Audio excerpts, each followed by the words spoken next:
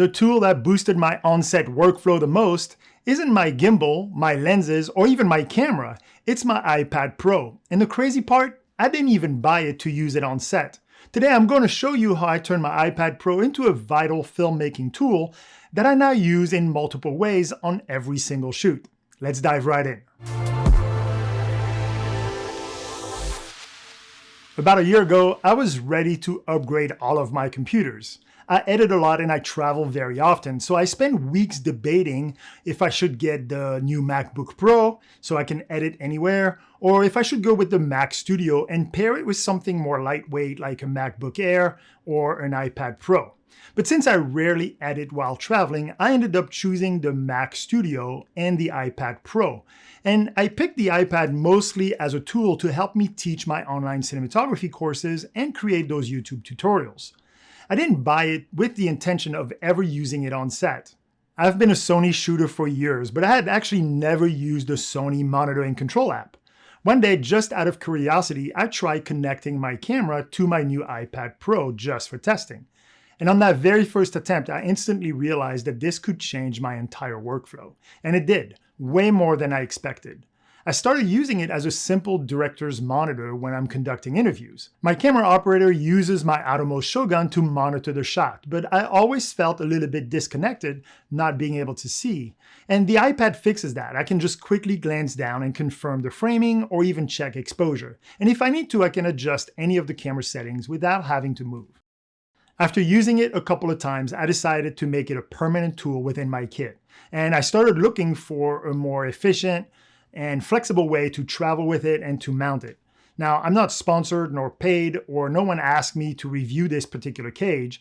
I just found a solution that works for me and my workflow and wanted to share it with you.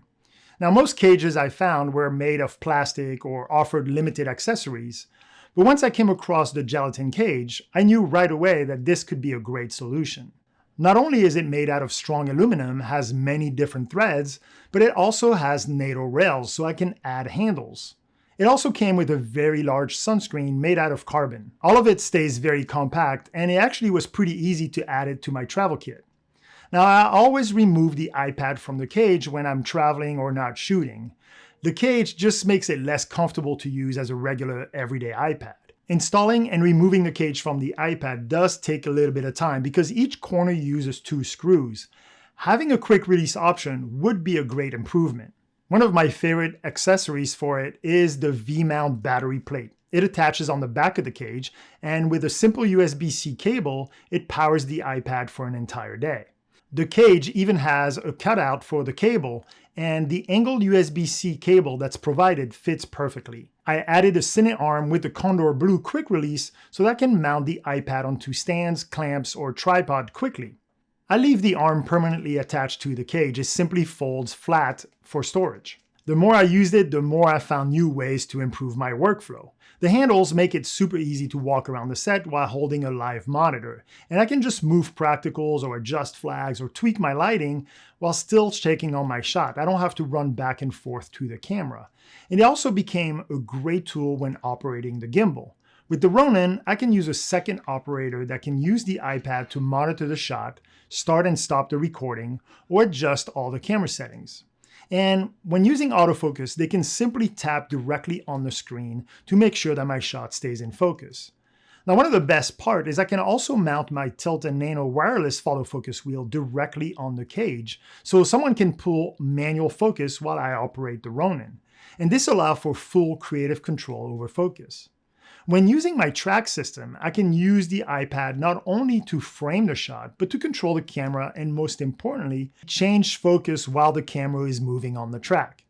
It's also a great tool to use with clients or when working with talents. I can simply take the iPad to the talent to show them exactly what the framing is and what I need them to do.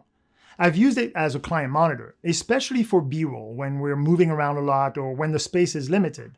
For example, I shot inside of a pharmaceutical lab, and not only was the space small, but everyone entering the lab needed to put on full protective gear, so my client was able to stay outside the lab and monitor the shot. I also used it remotely to control multiple cameras when filming a podcast. I can adjust exposure and start and record on multiple Sony cameras from Video Village. It takes a little bit of work to put all the devices on the same hotspot, but once they're connected, it's a great way to control all the cameras from one spot. Now, to be clear, I still rely on my Shogun for exposure, false color accuracy, and critical focus. The Shogun image is cleaner and has zero noticeable lag. The Sony app does offer false color and focus tools, and I do use them, especially when I'm away from the camera. I just like to double check the exposure and my focus with the Shogun before rolling. However, for framing, monitoring, controlling settings wirelessly, and especially for outdoor visibility with the sun hood, the iPad is excellent. Both tools serve different roles, and together they cover everything I need. At this point, the iPad is a permanent part of my kit. When I'm filming B-roll, my crew knows that I want it set right next to the camera for every single shot, so we leave it mounted on a stand that can be moved around with me. Now, I normally take a look at the Shogun to make sure that exposure and focus is accurate, then I turn to the iPad for a larger, brighter view of my framing. What started as a productivity tablet became a flexible onset tool, actually a lot of multiple tools. It's a director monitor, client monitor, wireless controller, focus interface, multi-camera controller, and an outdoor monitor. Thank you for watching, and if you'd like to dive deeper into mastering the art of cinematography, make sure you subscribe to this channel and check out my online course on camera settings. It's designed to give you full creative control over your images. Thanks for watching, and happy filming.